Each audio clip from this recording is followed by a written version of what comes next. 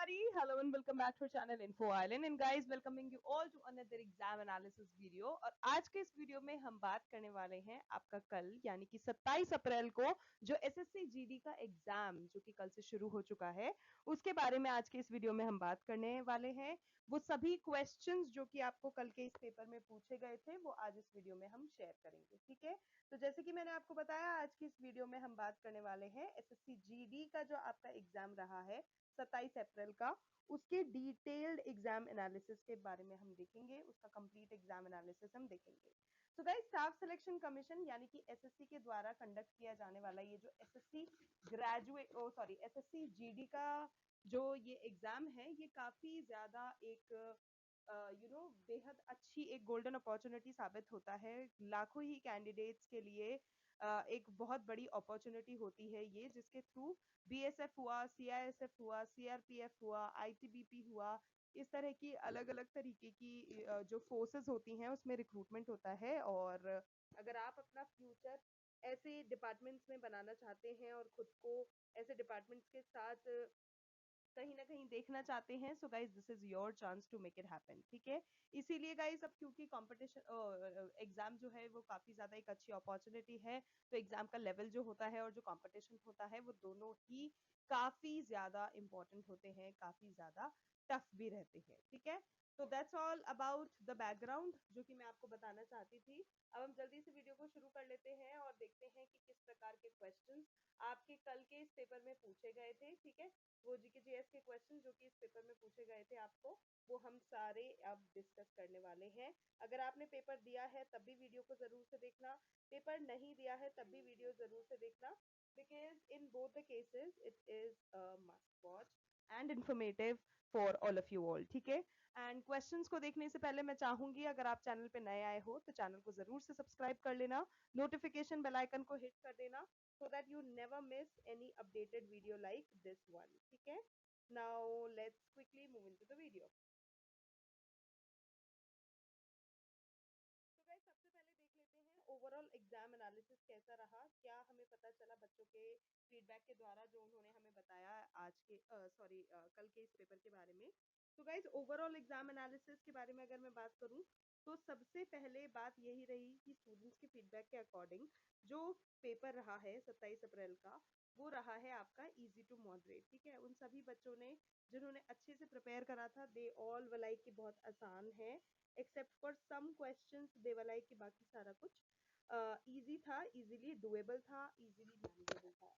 But on the other hand कुछ बच्चे ऐसे भी थे जिनके लिए पेपर मॉडरेट साबित हुआ। उन्होंने बताया कि जो पेपर था वो बैलेंस्ड काइंड ऑफ पेपर था, ना ज्यादा टफ आया ना ज्यादा इजी आया। A balanced kind of paper was seen according to दो स्टूडेंट्स, ठीक है। इसके अलावा अगर मैं बात करूं तो ऐसे बच्चे जिन्होंने रेगुलर प्रैक्टिस करी होगी, ठीक है, करी है, करते हैं, तो उनके लिए तो गाइस पेपर जो है वो सच में मैनेजेबल था, they could easily do it. बस अगर कहीं कहीं चैलेंजिंग बना है तो चैलेंजेस जो सामने आए हैं वो है आपका स्पीड एंड एक्यूरेसी, आपका टाइम मैनेजमेंट, जो कि एक कॉम्पिटिटिव एग्जाम को देने के लिए एक मस्ट चीज होती है कि आपको आना ही आना चाहिए कि how to manage your time, ठीक है। क्योंकि आप स्पीड एंड एक्यूरेसी नहीं कर सकेंगे, अगर आप टाइम मैनेज नहीं कर सकेंगे तो कहीं ना कहीं चांसेस है कि आपका पेपर छूटेगा। तो जरूर से आप क्या करें, अपने प्रीवियस ईयर के जो पेपर होते हैं उनको सॉल्व करा करें, जो मॉक टेस्ट पेपर होते हैं उनको लगाया करें, जिससे क्या होगा गाइज आपकी स्पीड एंड एक्यूरेसी तो बढ़ेगी, आपको एक एग्जाम लाइक एनवायरमेंट मिलेगा। और ऐसे एग्जाम लाइक एनवायरमेंट में फिर आपको किस तरह से बिहेव करना है विदाउट पैनिकिंग, आप वो चीज भी कर सकेंगे। एंड ये सब कुछ करने के बाद आपको क्या मिलेगा, आपको मिलेगा आपके टाइम को मैनेज करने का एक बेहद आसान और इफेक्टिव तरीका, ठीक है। तो please it's my humble request, do it. आप ज्यादा से ज्यादा पेपर जो प्रीवियस ईयर के हैं उनको सॉल्व करें, ज्यादा से ज्यादा मॉक टेस्ट पेपर्स दें। ओके नेक्स्ट अब हम देख लेते हैं वही क्वेश्चंस जो पूछे गए। तो गाइस पहला क्वेश्चन जो पेपर में पूछा गया, that who appoints the finance secretary of India. So guys that is this committee जिसको हम शॉर्ट में एसीसी भी बोलते हैं, not the cement brand we are talking about in here, we are talking about a committee, ठीक है, जो कि अपॉइंट करती है। So ACC as an appointments committee of the cabinet. जो कि फाइनेंस सेक्रेटरी को, जो इंडिया का होता है, अपॉइंट करता है। आगे बढ़ते हैं। Which holy book is mainly recited during Hola Mohalla by Sikh. तो ऐसी कौन सी बुक है जो कि रिसाइट करी जाती है? तो guys it is Guru Granth Sahib. Okay, Guru Granth Sahib ji. Okay, moving forward, आपको एक 5 ईयर प्लान से रिलेटेड भी क्वेश्चन था, that the first 5 year plan, ठीक है, सबसे पहला जो 5 ईयर प्लान था, सबसे पहले तो मुझे कमेंट करके बता देना if you guys are aware कि 5 ईयर प्लान होते क्या हैं, और 5 ईयर प्लान जो था, जो फर्स्ट 5 ईयर प्लान था, वो किस साल लाया गया था। सो फर्स्ट 5 ईयर प्लान जो था, ये किस मॉडल पे बेस्ड था, ये क्वेश्चन आपको पूछा गया था। एंड जस्ट इन केस अगर आप वीडियो देख रहे हो तो प्लीज गाइस जरूर से कमेंट करके बताइएगा कि जो फर्स्ट 5 ईयर प्लान है वो किस साल लाया गया था। ठीक है, मतलब बेसिकली ये चीजें जो शुरू हुई थी 5 ईयर प्लान वाली, जो हमारे देश में प्लानिंग कमीशन लेके आया था, ये कब से शुरुआत इसकी हुई थी। ठीक है, अब बात करें किस मॉडल पे बेस्ड था, तो गाइस जिस मॉडल पे ये फर्स्ट 5 ईयर प्लान था, जो कि एग्रीकल्चर पे बहुत ज़्यादा उन्होंने जोर दिया था, एग्रीकल्चर एंड फार्मिंग पे और प्रोडक्शन पे, बहुत सारी चीज़ों के बारे में देखने को मिला। ये बेस्ड था हैरड डोमार मॉडल पे। ठीक है, तो हैरड डोमार मॉडल जो है, ये आपका इस क्वेश्चन का करेक्ट आंसर हो जाएगा। So Harrod Domar model. Okay, moving forward, next question जो आपको पूछा गया था वो ये था कि in which year was the PCPNDT Act implemented in India to completely ban prenatal sex determination? Guys, prenatal sex determination एक ऐसी चीज है जो कि ऑफ कोर्स अच्छी भी होती है, that you guys come to know कि भाई am I going to be a mother or a father or you know parent guardian of a baby girl or a baby boy, but हो क्या रहा था, वो चीजें इस तरह से नहीं देखी जा रही थी। जो फीमेल फीटिसाइड हो रहा था, जो फीटस में ही जो भ्रूण हत्या जिसे हम कहते हैं, जो छोटी छोटी लड़कियों को मारा जा रहा था, उसके कारण इस प्रीनेटल सेक्स डिस्क्रिमिनेशन को बंद करना पड़ा, मेनली इंडिया में, बिकॉज इंडिया में इस तरह की एक्टिविटीज बहुत ज़्यादा देखने को मिल रही थी कि अगर बच्चा हो गया है, लड़की है, तो उसको या तो गर्भ में ही उसको मरवा दिया गया, या फिर कुछ ऐसी एक्टिविटीज हुई which were not very good we can say. तो बात करें ये कब से शुरू हुआ, सो प्रीनेटल सेक्स डिटर्मिनेशन 1994 से इस चीज को इंडिया में बैन कर दिया गया, that one cannot determine, one cannot check कि जो बेबी है वूम में वो इज इट अ बॉय और a girl. So 1994 is that year. Okay, moving forward, which Mughal emperor described the Banjaras, जो नोमैडिक ट्रेडर्स होते हैं उनको हम बंजारस के नाम से भी जानते हैं, as the main managers transporters of gain to the town. ठीक है, इसमें आपका करेक्ट आंसर हो जाएगा जहांगीर। ठीक है, तो जहांगीर यहाँ पे करेक्ट आंसर होगा। Okay, next is according to the EACPM report, by how much has the domestic migration rate in India decreased in the year 2023 as compared to 2011? Of course, 2011 के समय की में हम बात करें तो 2023 में काफी ज्यादा ऐसी चीजें हुई हैं जो कि उस चीज के फेवर में रही हैं, that people are not migrating as much as they were earlier.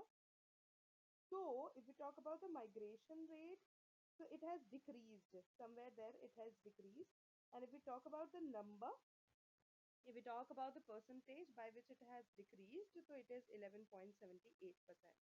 ठीक है, so up to 11.78% is that percentage जिससे 2011 से 2023 तक अगर हम कंपेयर करें तो जो माइग्रेशन रेट है इंडिया की वो कम हुई है, तो 11.87।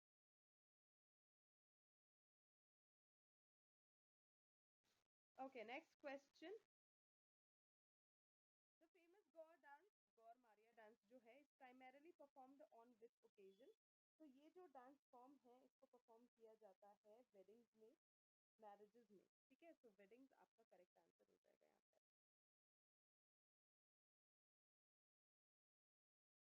Okay, next question is, after starting the military revolt in Meerut on 10th of May 1857, जब ये revolt चल रहा था, ठीक है, the rebel soldiers reached Delhi and wanted to declare whom as the emperor of India. Okay, तो इस time period के दौरान जब ये रिवोल्ट चल रहा था, there were soldiers who wanted to come back to Delhi. ठीक है, दिल्ली सल्तनत के जो लोग थे वो चाहते थे कि वो किस एक इंसान को घोषित कर दें as the new emperor of India. तो जिस नाम की हम यहाँ पर बात कर रहे हैं वो है Bahadur Shah Zafar, because the soldiers they wanted to announce him as the new emperor of India. Okay, next is what is the standard length of a field hockey pitch. ठीक है, फील्ड हॉकी जो होता है उसकी जो पिच होती है उसकी अगर मैं स्टैंडर्ड हाइट की बात करूं तो it is somewhere there 91.4 meter. ठीक है, so 91.4 meter is the correct answer. Okay, next is where was the first World Athletics Championship held? सबसे पहला जो athletics का championship हुआ था ये हेलेंस्की फिनलैंड में ऑर्गेनाइज करा गया था। So Helsinki Finland is the correct answer. Okay, next is which is the premier institution in India responsible for financing and monitoring the accounts of export and import. ठीक है, तो guys there is a bank जो कि export import के लिए ही बनी है, basically export import से रिलेटेड जो चीजें होती हैं वो ही देखती है। तो देर इज दिस बैंक जिसका नाम है, इसीलिए उसको EXIM भी बोलते हैं, एग्जिम बैंक।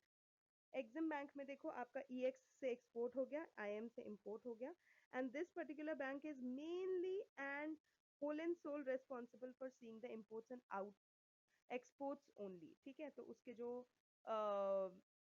फाइनेंसेस हो गए, जो अकाउंट फाइनेंसेस हो गया, जो मनी फाइनेंसेस हो गए, ठीक है, उसको पूरे अच्छी तरह से मॉनिटर करना, उसका मतलब कहाँ पैसा जा रहा है, कहाँ से आ रहा है, वो सारी चीजें करना होता है। So EXIM bank.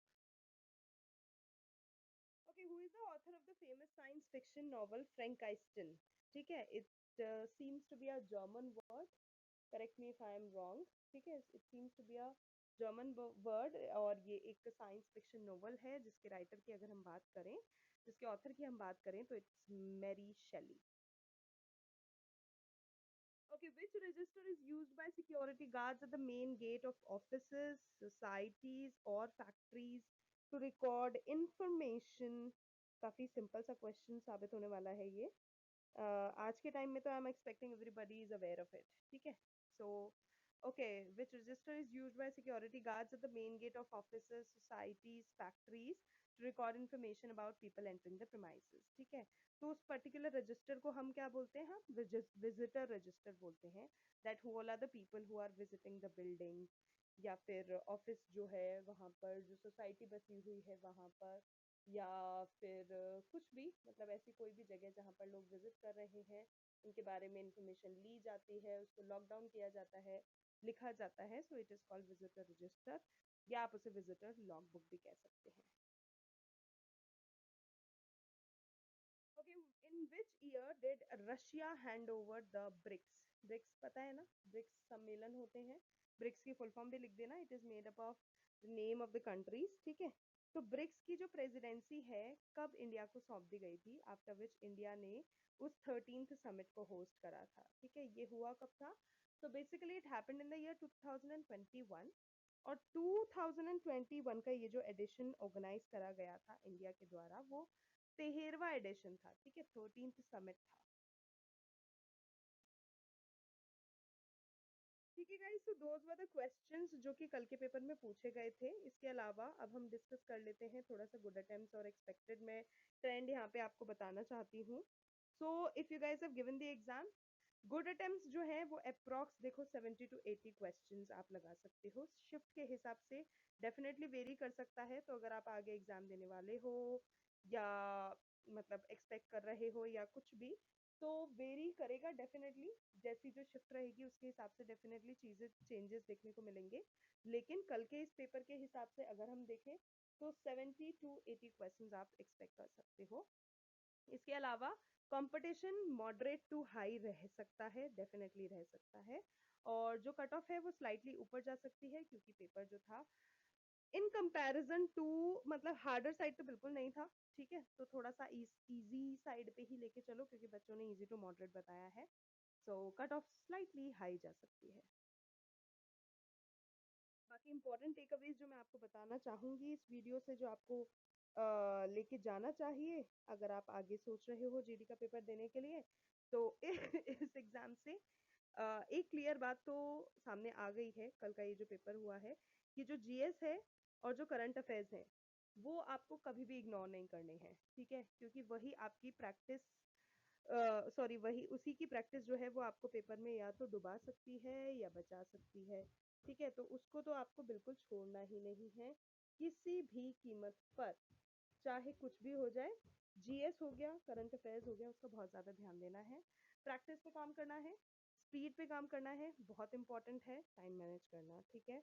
तो क्या करना है मैं बता चुकी हूँ। अपने प्रीवियस ईयर के पेपर उठा लो, प्रैक्टिस करना शुरू कर दो, मॉक टेस्ट पेपर लगाओ, ज़्यादा से ज़्यादा लगाओ, अपनी स्पीड एंड एक्यूरेसी बढ़ाओ, और स्पीड एंड एक्यूरेसी बढ़ गई तो टाइम को मैनेज करना तो अपने आप ही आ जाएगा, ठीक है? So time management is equal to selection की। ओके, सो गाइज, ये था हमारा एसएससी जीडी का 2026, 27 अप्रैल 2026 का आपका डिटेल्स एग्जाम एनालिसिस। आप कमेंट सेक्शन में जरूर से बताइए कि आपका पेपर कैसा हुआ है। अगर आपने एग्जाम दिया है तो कौन सा सेक्शन आपके हिसाब से टफ रहा, पेपर ओवरऑल आपको कैसा लगा, वाज इट इजी, मॉडरेट और टफ? और अगर वीडियो हेल्पफुल लगा हो तो जरूर से लाइक करें, शेयर करें, चैनल को सब्सक्राइब करें, और मिलते हैं नेक्स्ट वीडियो में और भी लेटेस्ट अपडेट्स के साथ और आगे आने वाले एग्जाम्स के एग्जाम एनालिसिस के साथ, ठीक है? तब तक के लिए all the very best to all the candidates.